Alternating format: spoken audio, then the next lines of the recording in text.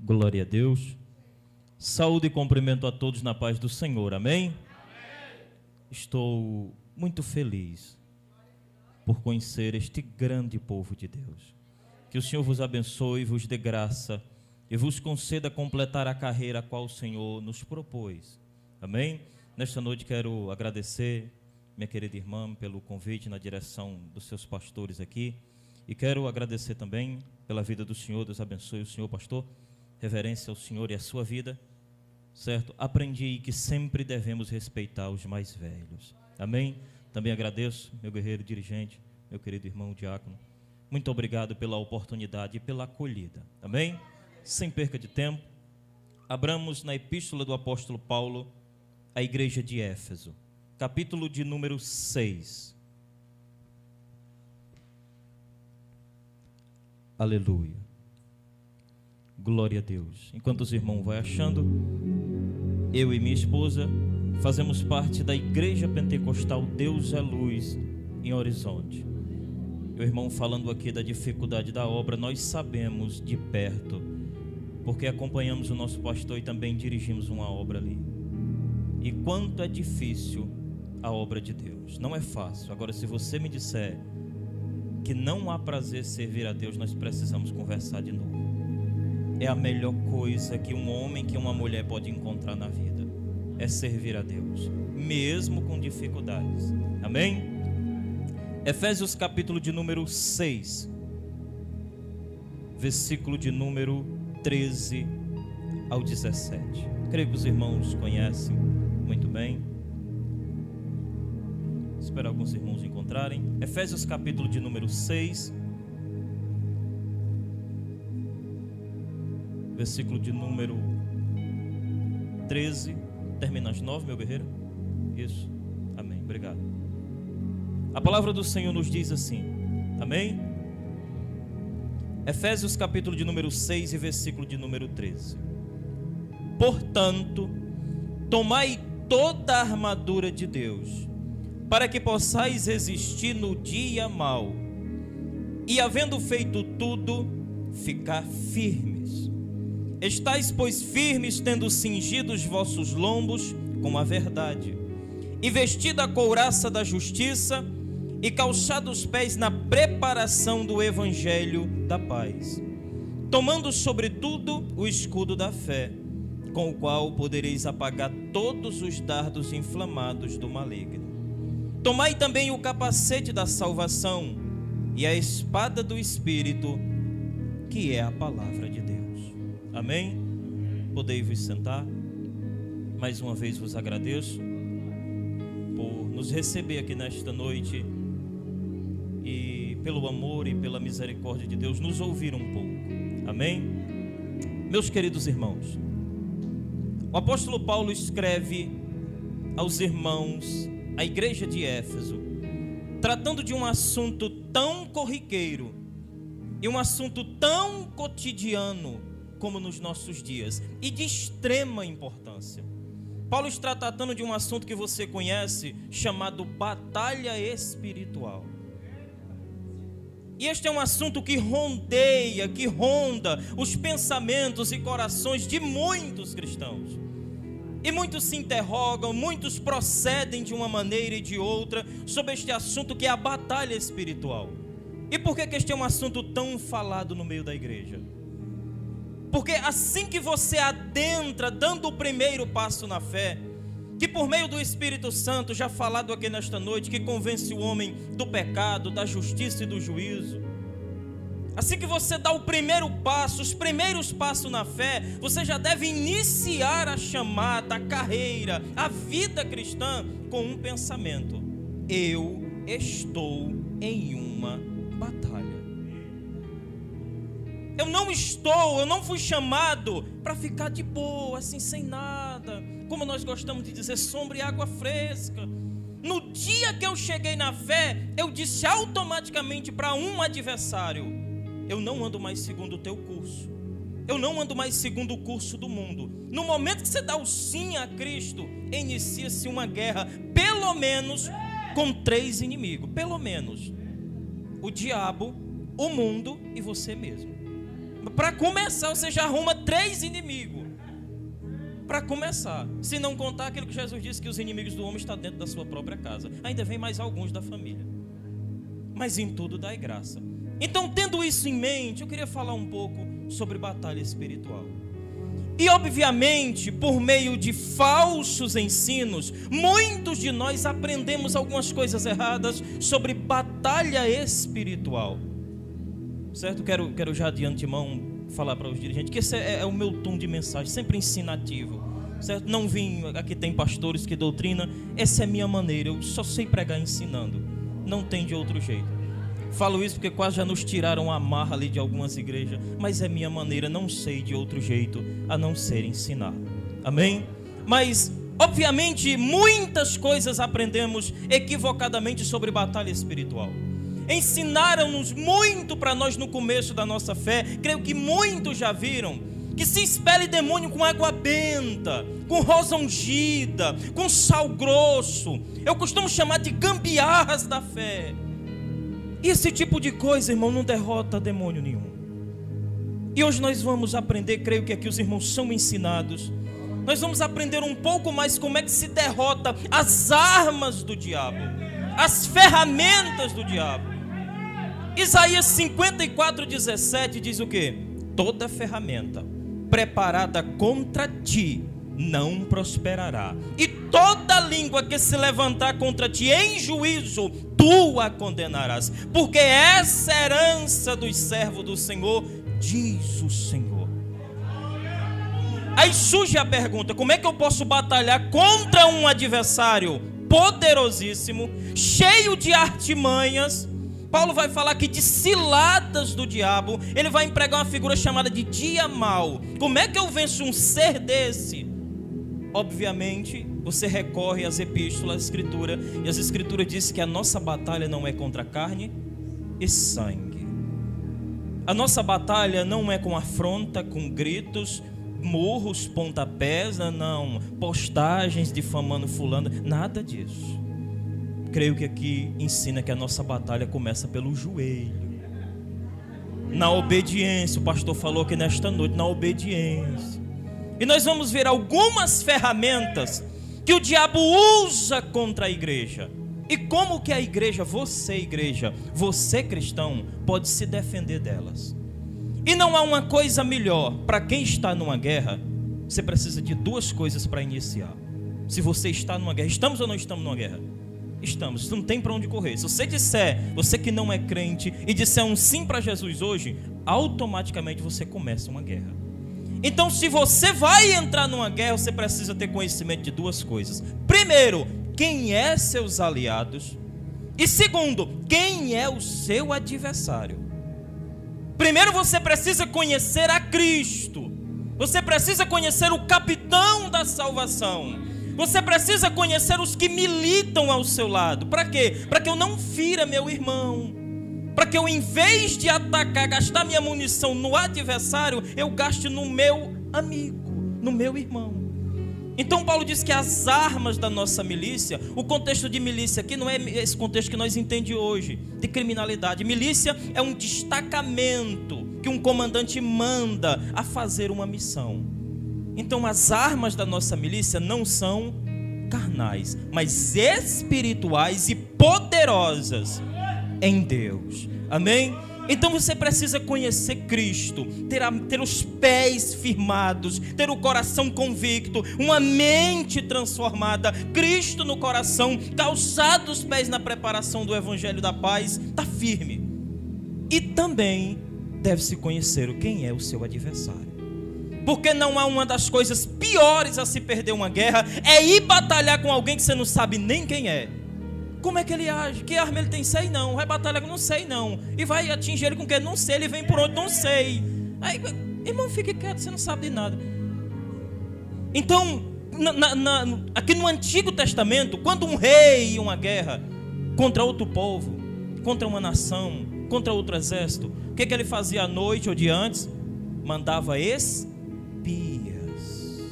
Vai lá, verifica quantos soldados de infantaria ele tem, quantos arqueiros, quantos homens que empunham espada, quantos que montam cavalo. Olha o que ele tem lá. Aí os espias iam de noite, devagarinho, aí observava de longe, como nós conhecemos na moita, né? De longe, observava, aí via a numeração do exército acampado, voltava para o seu senhor e dizia: tem tantos que montam em cavalo, com lanças, tem tantos de infantaria com espada, tem tantos de arco e flecha. Tem mais ou menos quanto? Tem assim uns 400. Aí o homem daqui, o rei, que sabendo disso, estava cheio da informação. Ele ia para essa guerra seguro, ia com maior número, com estratégia, já sabia de tudo, e era quase certeza que venceria. E não é diferente para conosco. Se eu estou em uma guerra e tenho o diabo como meu adversário, sabendo que ele tem ferramentas contra mim, armadilhas contra mim, eu preciso conhecer quem ele é, como é que ele age, que tipo de coisa ele usa, para mim poder me defender. Então, quero falar de algumas ferramentas que o diabo usa contra a igreja. Talvez essa situação possa ser a sua vida, possa ser momentos que você está passando. Tem dias que o diabo emprega mais força sobre a sua vida. Paulo chama isso de dia mau. Sabe aquele dia que tudo dá errado, mesmo fazendo tudo certo? Sabe aquele dia que até o arroz queima? Você está olhando, eu estou olhando, não vai queimar, aí queima. Pronto, é tipo aquele dia. Tudo dá errado, é intriga, é confusão, é desentendimento. E você, meu Deus, o que é isso? Você tenta consertar e as coisas ficam difíceis. Isso pode ser um indício de uma investida do maligno sobre a sua vida. E você, sabendo disso, deve se preparar para defender. Que tipo de arma eu uso? O que ele está usando? Eu uso o quê? Eu quero falar de algumas ferramentas. O horário aqui nos permite. Primeira ferramenta que o diabo usa, Isaías 54:17 diz que nenhuma ferramenta prosperará. Mas como que ela não prospera? O que você faz para você vencer aquilo que o diabo vem sobre você, né? Porque ensinaram para nós que é só passar no vale do sal grosso, né? Que vai tudo embora, as dívidas é paga. Essa coisa não acontece em crente verdadeiro, né? Primeira ferramenta, se não é a mais poderosa que o diabo usa, já usou contra você, contra mim, ainda vai usar. Talvez seja, se não for a mais poderosa, é uma das mais poderosas. Primeira ferramenta que eu quero falar nesta noite que o diabo usa, talvez a mais forte dele, é a ferramenta chamada mentira. Talvez seja a arma mais poderosa que o diabo usa contra casais, contra amigos, contra a igreja, contra a família, contra nações. Talvez seja a arma mais poderosa. Para você fazer duas pessoas brigarem, não precisa dar ela um ringue, uma luva. Não, é só dizer que uma disse uma coisa da outra, é suficiente. Como é o nome disso? Mentira. Como é que você vence um negócio desse? Então, primeira ferramenta que o diabo usa, a mentira. João 8:44. Se você puder, abra aí. João 8:44 é a base para isso, da primeira ferramenta. Eu vou dizendo, você vai abrindo aí. João 8:44, Jesus vai falar quem é o diabo e o que ele usa. Jesus diz assim, João 8:44: vós tendes por pai ao diabo, e quereis satisfazer aos desejos do vosso pai. Ele foi homicida desde o princípio, não se firmou na verdade, porque não há verdade nele. Quando ele profere mentiras, fala daquilo que ele é próprio, porque ele é mentiroso e pai da mentira. Então a primeira coisa, você deve saber, quando o diabo inventa mentira, engendra mentira, fabrica uma teoria sobre a igreja tal, e bota na sua cabeça, na minha, na nossa, distorce a verdade. O diabo é mestre em distorcer a verdade de Deus. E o diabo inventa mentiras com a palavra, e eu vou provar isso. O diabo não inventa uma mentira assim do nada, ele pega meias verdade. A guerra do diabo com Jesus em Mateus capítulo 4 não era estar amarrado ou estar queimado. O negócio lá era estar escrito. O diabo usou a palavra contra Cristo. E Cristo fez o quê? Usou a palavra contra o diabo e venceu. O diabo disse, lança-te daqui, porque também está escrito. Aos teus anjos dará ordem ao teu respeito, para tomar-te pela mão, para que o teu pé não resvale ou não tropece em pedra. Ele usou a palavra contra Cristo. O que não fará contra mim, que sou nada comparado a Cristo? Estava ali Deus, tanto homem como Deus. Isso se chama união hipostática. É a doutrina da pessoa de Cristo. As duas naturezas estavam convergindo juntas na mesma pessoa. Naquele momento, Cristo era 100% homem e 100% Deus. Só que ele não tomava posse da glória. Estava em forma de homem. A Bíblia diz que mesmo estando em forma de Deus, não teve por usurpação ser igual a Deus. Antes, aniquilou-se, esvaziou-se a si mesmo, tomou a forma de servo. É isso que a Bíblia diz sobre Cristo. E ele usa a palavra contra Cristo. Ele não usa um negócio sem cabimento, assim, meio louco, sem lógica. Não. Rapaz, parece verdade o que esse bicho está dizendo? Senão você não cai, irmão. Você já viu uma armadilha na cara pegar alguém? Minha avó me dizia que quem quer pegar galinha não diz show. Você vai jogando um caroço de milho e a galinha vai se aproximando. Ela pensa o que estão me dando de comer. Tá nada, tá lhe enganando. Quando chega perto o milho para e a mão pega. É o que ele faz com a gente. Deixa você pensar, eu estou no controle. Não, isso aqui é só uma vezinha.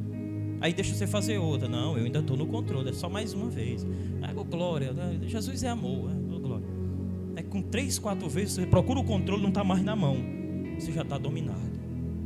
É isso que o diabo faz. Então, primeira ferramenta que o diabo usa com base em João 8,44. Primeiro eu vou falar da ferramenta, depois como vence essa arma que o diabo usa.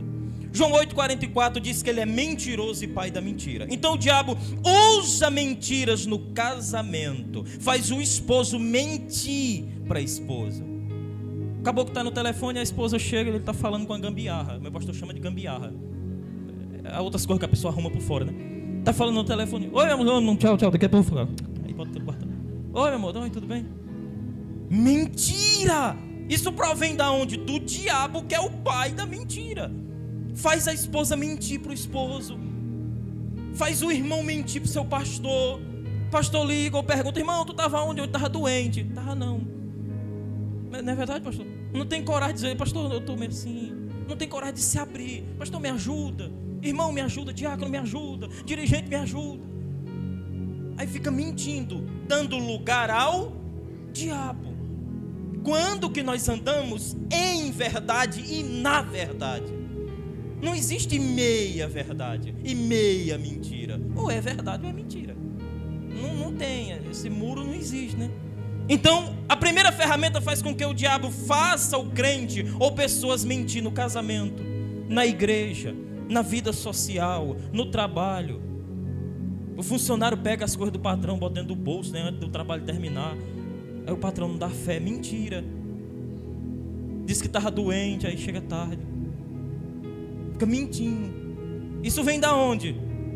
Isso vem da mente do diabo.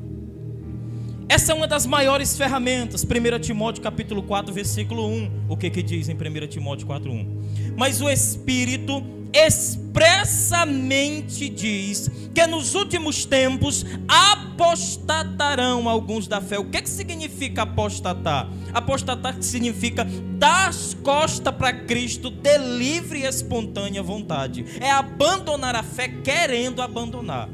Apostatar, irmão, não é uma fraqueza, não é um desvio, não é uma queda. Apostatar é uma coisa mais séria. E pelo pecado de apostasia, que não é este assunto, só contextualizar para os irmãos não ficar sem entender. Pelo pecado de apostasia e blasfêmia contra o Espírito Santo, um não tem perdão e o outro, o apóstolo João, diz que nem perca tempo orando. Está lá em 1 de João, capítulo de número 5.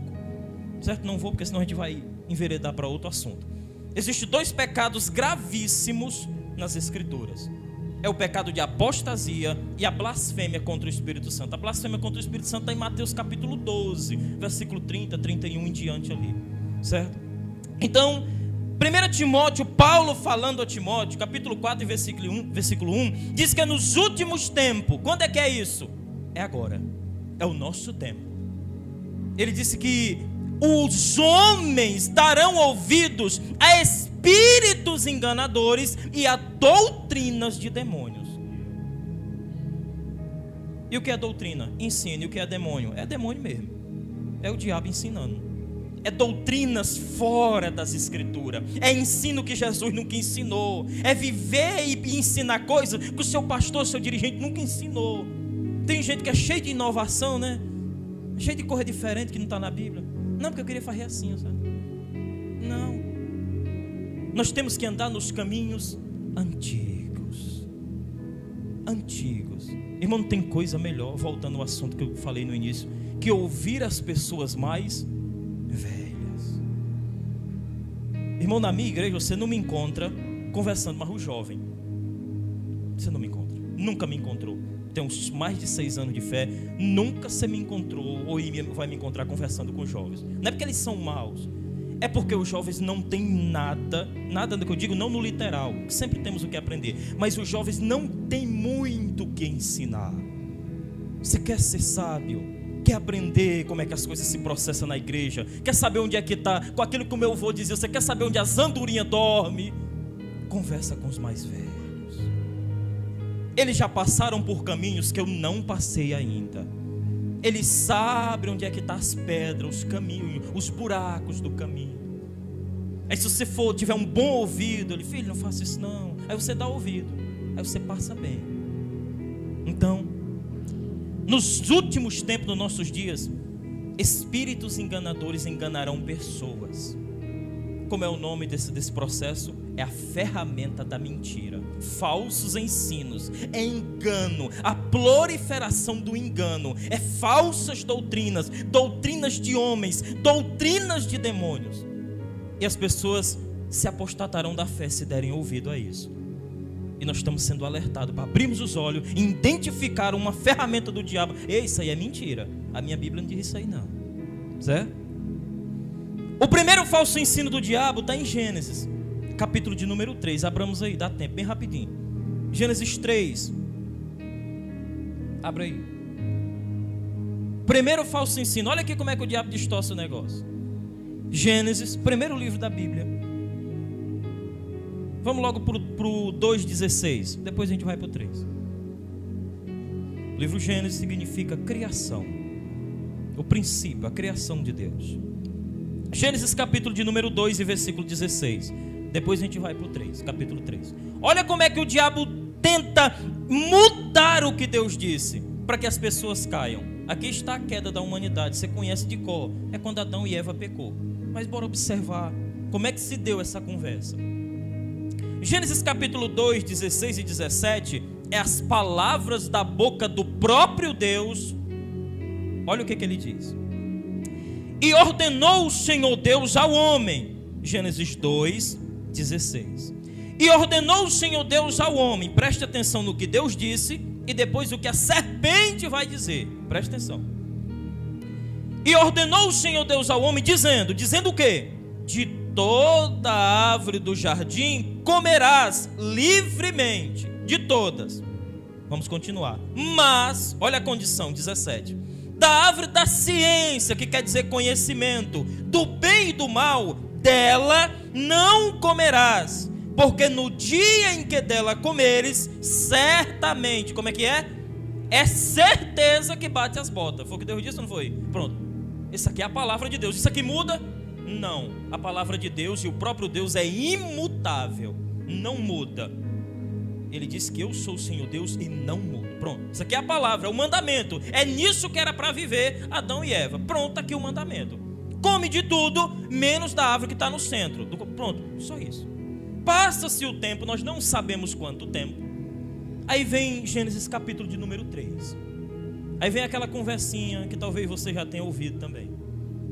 Gênesis 3. Ora, a serpente era mais astuta. Aqui tem um quê de sabedoria, de perspicácia, que todas as alimárias do campo que o Senhor Deus tinha feito. E essa vai começar. E essa disse à mulher: é assim que Deus disse: não comereis de toda a árvore do jardim? Pergunta: foi isso que Deus disse, irmão? Não foi isso que Deus disse. Percebe o que o diabo faz com a própria palavra? Irmão, isso aqui é uma mentira para Eva. Eva que não tem pecado. Eva está num completo estado de santidade, sem um resquício de pecado. E olha o que o diabo usa contra ela. Aí você acha que para mim e para você vai ser mamão? A coisa é muito pior para mim. Porque se Eva, estando sem nenhum pingo de pecado, em completo estado de santidade, antes de conhecer pecado, recebeu um tiro desse, e eu, irmão, que sou fraco, que nasci em pecado, como disse Davi, em pecado minha mãe e meu pai me gerou. Eu que vivo em um mundo caído, eu que sou fraco, sou pó, barro e cinza, você acha que ele não vai fazer a mesma coisa, ou mais forte contra mim, contra você, contra a igreja? Ele está desferindo uma mentira, não é contra alguém enganado. Eva aqui não sabe o que é mentira. Eva só conhece santidade, só conhece Deus, e vai cair. Imagine você que não está hoje no estado dela. Estou falando no estado completo de santificação, que um dia nós estaremos, que a Bíblia chama da doutrina da glorificação. É o último estágio do crente. É o último estágio, onde os corpos serão glorificados. Tudo aquilo que os irmãos já sabem. Então, aqui ele muda. O diabo muda aqui. E disse que Deus não tinha dito que era para comer de toda a árvore. Deus não disse isso. Deus disse que era para comer de toda a árvore, menos de uma. Presta atenção. Agora Eva vai rebater. A primeira ferramenta que o diabo usa, Eva consegue rebater. Versículo de número 2, capítulo 3, versículo 2. E disse a mulher à serpente: do fruto das árvores do jardim comeremos. 3. Mas do fruto da árvore que está no meio do jardim, disse Deus. Ela está ainda com o que Deus disse. Vai vencer. Não comereis dele, nem nele tocareis, para que não morrais. Até aqui está empate, 1-1, né? Vem para lá, vem para cá, tá empate. Eva não caiu ainda, Adão também não. Agora vem o segundo tiro, a segunda ferramenta. Versículo de número 4, capítulo 3, versículo 4. Então a serpente disse à mulher, disse o quê? Agora essa aqui foi pesada. Certamente não morrereis. Deus disse isso, irmão? Deus disse: se comer, morre. A serpente disse: morre não, besta. Come. Aí ela intensifica a mentira, que é a doutrina que se prega hoje em muitos lugares. Olha o que andam pregando aí. Porque Deus sabe. Olha, botando palavra na boca de Deus. Deus não disse nada disso. Isso aqui é coisa dela, do diabo. Versículo 5, 3, 5. Porque Deus sabe, no dia em que dele comerdes, se abrirão os vossos olhos. Olha o tamanho dessa diabrura aqui. E sereis como Deus, sabendo o bem e o mal. Você conhece alguma doutrina por aí que diz que você é grande, que você é o bichão, que você é vencedor, que ninguém lhe derruba, que você é o melhor, que você não pode sofrer? Você já conheceu essa doutrina? Essa é a doutrina da serpente. O meu Jesus disse: Edu, oi Senhor, no mundo tereis aflição. O meu Jesus disse, no dia que eu dei o primeiro pé, ele disse: quer me seguir? Senhor, eu estou com vontade. Negue-se a si mesmo, tome a sua cruz a cada dia, siga-me. Senhor, eu quero seguir. Se você não abandonar o amor de pai, de mãe, de irmão, por amor a mim, não é digno de mim. É esse Jesus que eu conheço. É esse Jesus que eu conheço. O Jesus que diz que, Senhor, eu quero seguir, eu quero servir na obra. Aí ele diz lá em Lucas 9,62, se não me engano: quem põe a mão no arado e olha para trás, não é apto para o reino de Deus. Foi esse que me chamou e chamou você. Você não tem vida fácil. Ele disse: eu não tenho onde reclinar a cabeça. Ele disse para 3 jovens lá em Lucas 9: mestre, seguirei-te aonde quer que for. Ele disse: as aves do céu têm ninho, as raposas têm covis, mas o filho do homem, estava falando dele mesmo, não tem sequer onde reclinar a cabeça. Por quê? Ele vinha e mandou os discípulos à frente para arrumar um lugar, uma estalagem, uma pensão para ficar. Ninguém recebeu ele. Não, ninguém ia aceitar Jesus aqui não. Ele não tinha lugar sequer para passar uma noite. Se o meu mestre não tinha lugar para ficar, por que eu vou ter tanta mordomia assim? não sou digno. Quando a tradição diz que Pedro foi ser crucificado e crucificaram Pedro, Pedro virou-se, é a tradição que diz, os estudiosos, que Pedro virou-se para os seus algozes e disse: me crucifique de cabeça para baixo, eu não sou digno de ser crucificado como o meu mestre foi. É esse Jesus que eu conheço. É aquele que, enquanto apedrejavam Estevão não amaldiçoava aqueles que o apedrejavam. E Saulo estava lá, esse mesmo que eu estou falando dele aqui, um pouco mais jovem. A Bíblia diz que ele foi consciente, depositaram a capa aos pés dele e apedrejaram Estevão, o primeiro mártir. O que Estevão dizia? Senhor, não impute eles esses pecados. É esse Jesus que lhe chamou. Esse evangelho de vida fácil eu rejeito. Eu não conheço o evangelho de vida fácil. Eu conheço o evangelho que você é lutando e muitas vezes as coisas vão dar errado. Eu conheço um evangelho que Paulo orou 3 vezes para que se tirasse um espinho da carne, e o Senhor disse: Paulo, eu não tiro não, a minha graça te basta. A pergunta é: Paulo não era apóstolo? Paulo não tinha poder de Deus? Mas o espinho ficou lá. E no final da vida foi degolado, botado a cabeça num tronco, e alguém com um machado cortou a sua cabeça. E lá em 1 Timóteo 4,7 ele pronuncia as mais belas frases que eu já ouvi: combati o bom combate, acabei a carreira. Você não viu, quando trouxeram Paulo da cadeia, você não vê lá Paulo pegando nas grades: não me leve não, não quero morrer não. Você vê isso em algum dos apóstolos? Me mate não, você ouviu um negócio desse?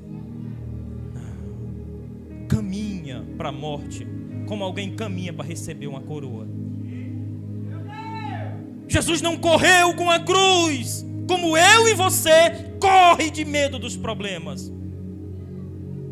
A Bíblia diz que como ovelha muda, ele subiu ao matadouro e sem abrir a boca levava a cruz pesadíssima. E não desejava mal àqueles que o esbofeteavam. A Bíblia diz que eles batiam, cobriam o rosto de Jesus com um pano e batiam nele, dava murros. Depois tirava o pano, é só você ler a Bíblia. Quando tirava o pano, dizia assim para Jesus: profetiza quem te bateu. Eu conheço esse evangelho, evangelho de cruz, sangue, de muitas aflições, mas em todas estas coisas somos mais do que vencedores. Paulo disse: quem vos separará do amor de Deus? Paulo disse: a fome, a morte, a nudez, a profundidade, a altitude, o porvir, os principados, a potestade, a morte, a vida. Paulo disse: estou bem certo de que nada nos separará do amor de Deus, que está em Cristo Jesus. Amém? Então essa é a primeira ferramenta, talvez a mais poderosa, que o diabo vai usar contra você. Irmão, ele usa só uma vez, aí o calibre acaba? Não. Enquanto ele não for derrotado, é mentira por cima de mentira. E você tem que estar firme. Vencer uma, levanta, pede ajuda. Se está fraco, levanta que vai vir outra. Vai ter dias de glória? Vai ter dias abençoados, vai ter dias que vai ser fácil, mas vai ter muitos dias difíceis. Lembro da mensagem dos antigos que diz: você quer pregar as rosas? Estou com vontade de pregar as rosas, é tão bonita, vermelha. Prega os espinhos também. Porque a vida tem dias, irmão, que nem o feijão que eu falei que queima, nem o feijão e nem o arroz tem. E nesse dia, irmão, é do corre puxando os cabelos com as mãos, correndo, escandalizando. Não, glória a ti, Senhor, porque não tem nada hoje. Faz o quê? Aproveita para jejuar. Aí no dia que tem comida, faz os de jejum, aproveita para comer. E em tudo dai graça. Em tudo dai graça. É assim que nós aprendemos com os mais velhos. Foi assim que eu me encostei no meu pastor, nos presbíteros, e fui aprendendo com ele, observando. Primeira ferramenta que o diabo usa: a mentira. Agora eu pergunto: como é que você vence a ferramenta da mentira? Como é que você vence uma ferramenta tão poderosa que nem Eva conseguiu defender por 2 vezes? Defendeu uma, na segunda caiu.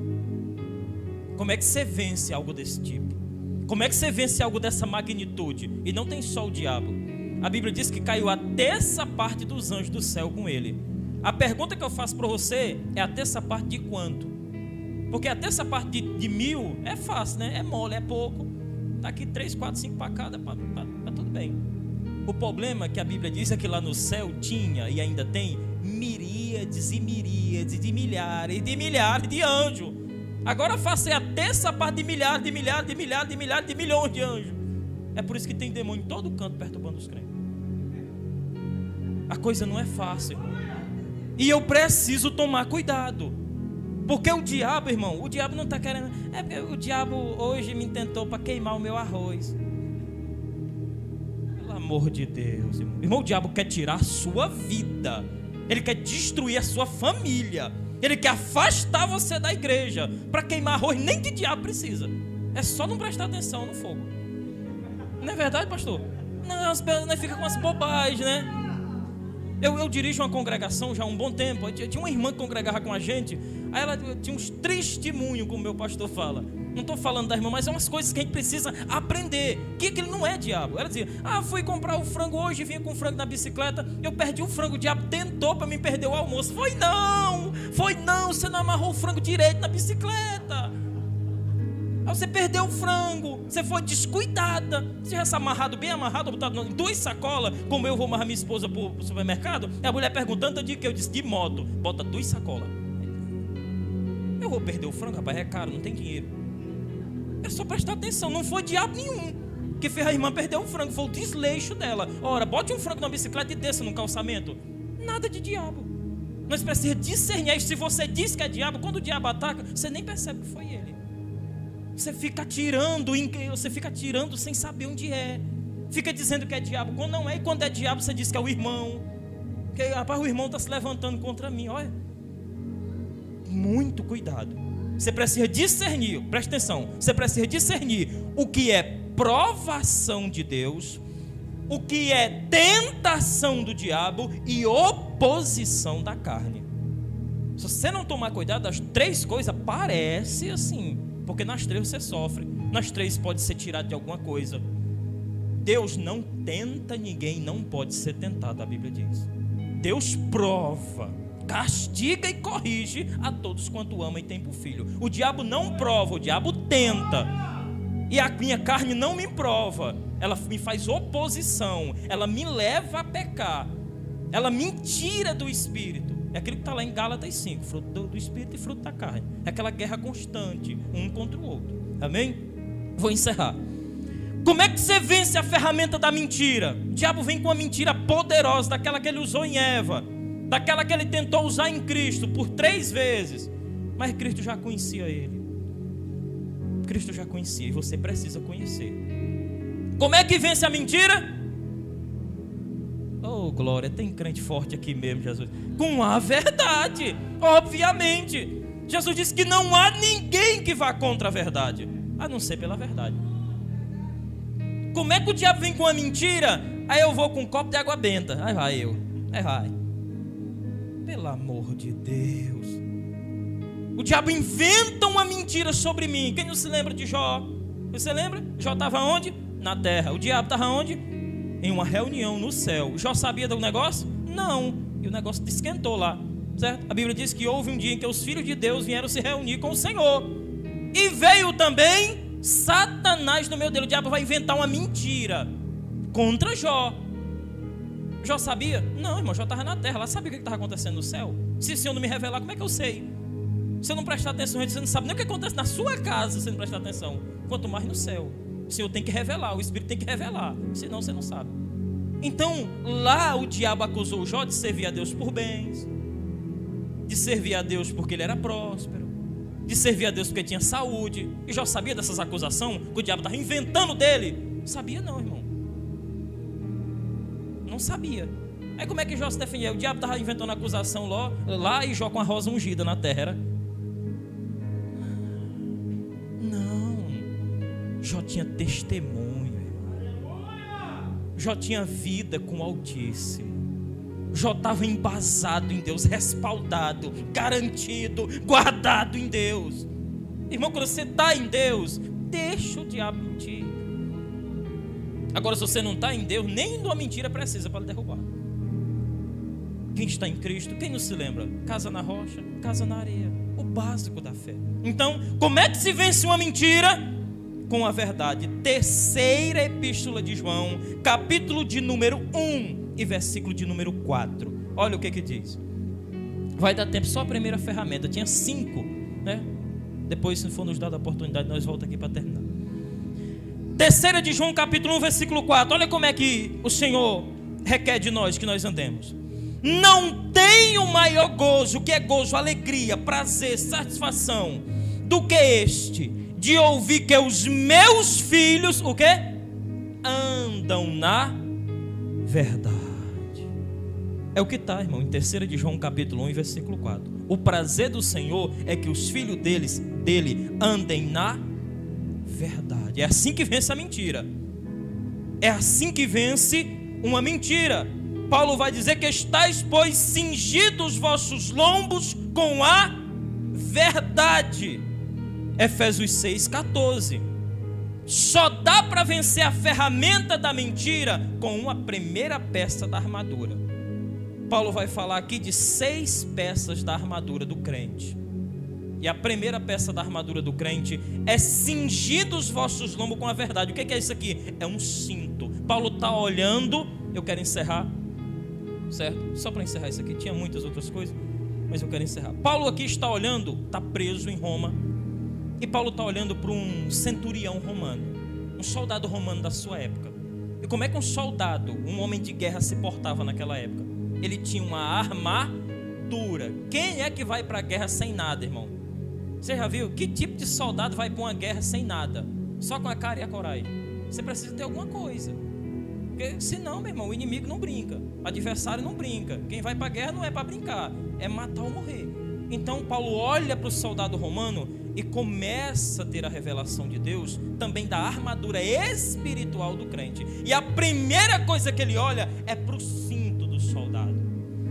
O soldado romano tem um cinto. Paulo vai dizer: tendo, pois, cingido os vossos lombos com a verdade. O soldado romano tinha um cinto. O cinto do crente é a verdade. O que era o cinto do soldado? Era um cinto que segurava a parte de cima da armadura e a parte de baixo. A parte de baixo daqui da armadura e a parte de cima do peitoral. Um cinto segurava as duas partes e dava firmeza.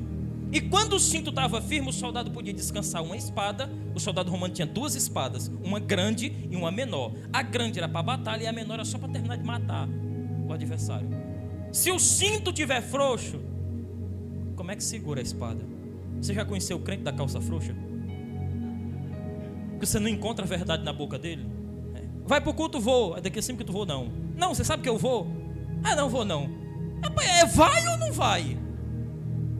Não vai. A palavra do crente deve ser sim, sim. Paulo diz: tendo cingido os vossos lombos com a verdade. Cinja-se, aparte-se com a verdade e não solte a verdade. O cinto é quem segura a parte de cima do colete de cima e a parte de baixo. Se o cinto soltar, o crente passa vergonha. É o crente da calça frouxa, que não tem verdade. Então, depois nós voltaremos aqui para terminar esta mensagem, se assim o Senhor nos permitir. Então, Paulo olha para o soldado e agora vai transpor o valor espiritual. Ele diz: tendo cingido os vossos lombos com a verdade, vestida a couraça da justiça. Você precisa ser justificado por Cristo. Calçado os pés na preparação do evangelho da paz. Você não anda com guerra. Você não anda com disse-me-disse, com me contou, nada disso. Você anda na paz. Calçado os pés na preparação do evangelho da paz. O capacete da salvação. O soldado tinha um elmo na cabeça, onde os olhos ficavam de fora.